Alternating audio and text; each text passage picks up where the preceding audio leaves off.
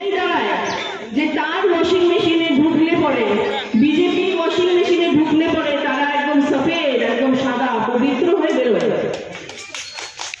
এটাই কি যেটা খাও না খালে দু আইসো ভাই, তোমরা যারা দুর্নীতিগ্রস্ত এসো এসো এসো আমাদের দল ভারী করো। আর বিশেষ করে যেখানে যেখানে দেখেন যে রিজনাল পলিটিক্যাল পার্টি যারা আছেন, যেমন তৃণমূল কংগ্রেস, আম আদমি, আমাদের ঝাড়খণ্ডের মুখ্যমন্ত্রীর যে দলটি আছে, আমাদের শিবসেনা, সাউথ ইন্ডিয়াতে তো পাত্তাও পায় না, সাউথ ইন্ডিয়াতে ঝেঁটিয়ে বিদায় করে দেয়। তো উনি টার্গেট করেন যে কোথায় কোথায় আছে এদেরকে আমরা অকেজো করার জন্য এদেরই লোকবলকে নিয়ে আমরা আসবো। যত দুর্নীতিগ্রস্ত এদের দলে আছে ছিটে পড়ায় সেগুলোকে ধরে ধরে নিয়ে আসবো, ওয়াশিং মেশিনে দিয়ে দেবো, তারপরে যখন বের করে দেবো তারা একদম পবিত্র সফেদ হয়ে আমাদের গুণগান দিয়ে বেড়াবে। এটা বুঝতে পারছে না যেটা একটা গণতান্ত্রিক দেশ, আর এখানে জনতারই কথা শেষ কথা। আর প্রত্যেক 5 বছর অন্তর অন্তর আপনারা জেনে রাখবেন যে আপনাদের কথা বলার জন্য আপনাদেরকে কিন্তু এই ইভিএম নামে অস্ত্রটি তুলে দেওয়া হয়, ব্রহ্মাস্ত্র। এটা আমাদের আপনাদের জন্য, জনতার জন্য, যে আগামী 5 বছরে আপনার কিরকম থাকবে।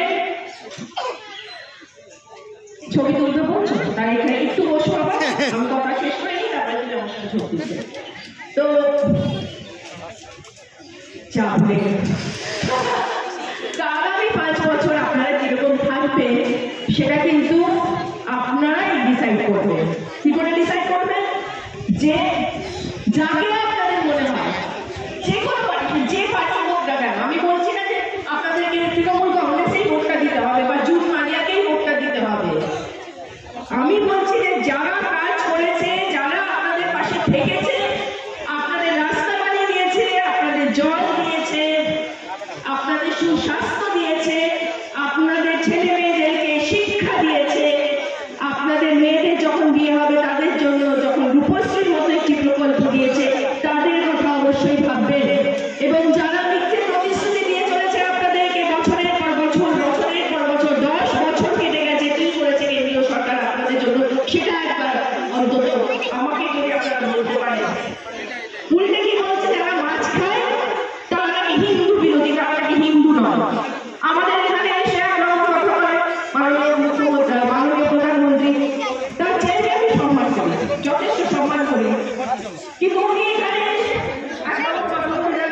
আবার এইখানে গুজরাটে না, তখন অন্য ওখানে গিয়ে বলেন যে যারা মাছ খায় তারা নাকি হিন্দু বিরোধী, তারা নাকি আমাদের ইন্ডিয়া বিরোধী। এইসব কি ধরনের কথা? আপনারা সবাই মাছ খান এখানে? তারা মাছ খান না? শুধু মাছ খান সবাই, সবাই তো আপনারা দুজনে মিলে যান তো মহাপ্রভুর কাছে, তার মানে আপনারা হিন্দু নন মাছ খান বলে? আরে বাবা, আমি মাছ খাবো, আমি মাংস খাবো, আমি শাকাহারি হবো, আমি গাছের পাতা ইচ্ছে করলে খেয়ে খাবো, এটা আমার ব্যক্তিগত স্বাধীনতা, আপনি কি করে দেবেন? এরপরে বলবেন যে না মেয়েরা শাড়ি পরবে না, মেয়েরা ধুতি পরে ঘুরে বেড়াবে, ছেলেরা শাড়ি পরবে। এটা তো মাথার কথা ঠিক নেই, যা ইচ্ছে তাই বলছে। কিন্তু আপনাদের বলবো যে আপনারা যথেষ্ট বুদ্ধিমান, বিশেষ করে আমার মায়েরা যারা এখানে বসে আছে, নিজেদের ভালো কিন্তু বুঝতে হবে, নিজেদেরকে ভালো রাখতে হবে। বাকি কে কি বলছে, এসে কানের কাছে ধ্যান ধ্যান করছে, গুনগুন করছে, ওগুলো শুনবেন না। কারণ গত 5 বছরে তিনি আপনাদের এখানে এমপি ছিলেন, আপনারাই বলবেন তিনি কি কাজ করে গেছেন, সেটা আপনাদেরও ছেড়ে দিলাম। সেই জন্য বলছি যে আগামী 5 বছর যাতে আপনাদের উন্নয়ন হয়। আমি আপনাদের বলছি যে একজন এমপি কিন্তু যথেষ্ট উন্নয়নমূলক কাজ করতে পারে যদি তার ইচ্ছে থাকে, সদিচ্ছে থাকে।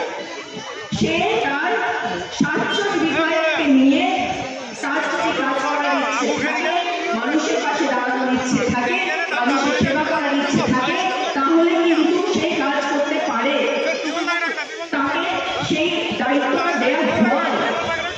দেখতে পাইনি এটা একটা ভুল ধারণা, যেহেতু কেন্দ্রীয় সরকার বিরোধীদের সরকার, সেই জন্য আমাদের রিজনাল যারা আছেন তাদের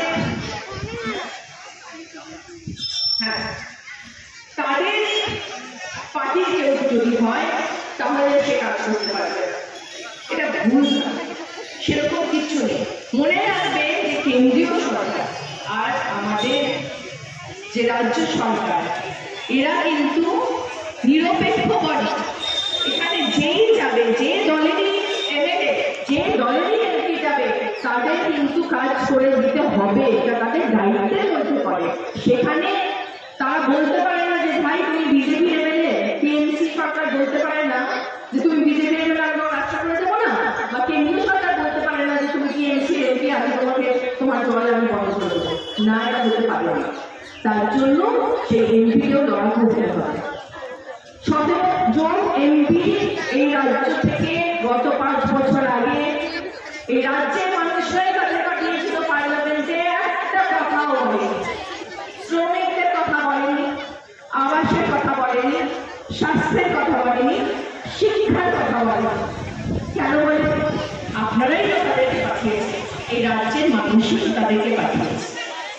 সেই জন্য বলছি আগামী দিনগুলো যাতে সুন্দর হয়, স্বচ্ছ হয়, তার জন্য কিন্তু আপনারা যেদিন 25 তারিখে যাবেন, আবারও মায়েদের বলছি মিথ্যে কথা আর ওদের মিথ্যে প্রতিশ্রুতি ছাড়ে একদম পাওয়া যায় না। লক্ষ্মীর ভান্ডার যে মা লক্ষ্মী আমাদের দিচ্ছে আপনাদের ঘরে ঘরে, তার পাশে থাকুন, তার হাতকে শক্ত করুন। আমাদের বঙ্গের জননী, আমাদের বঙ্গের বাহিনী মমতা বন্দ্যোপাধ্যায় ঠিক যেমন এই পদচ্ছায়া দেখছেন, এরকমই দিদি আমাদের যেমন সবাইকে আগলে রেখেছে, আপনাদের দায়িত্বের মধ্যে পড়ে যে দিদিকে আপনারা একইভাবে আগলে রাখবেন, ভালো রাখবেন, সুস্থ রাখবেন। সেই জন্য যারা যে বাংলা বিরোধীরা দিদির দিদি ঘন্টা বাজাতে চাইছে, দিদি কিন্তু খুব ছোটবেলায় নিজের বাবাকে হারিয়েছে। সংসারের পুরো দায়িত্ব, ছোট ছোট ভাই বোনদের দায়িত্ব তিনি দিদি কাঁধে তুলে নিয়েছে। আর এখন বাংলার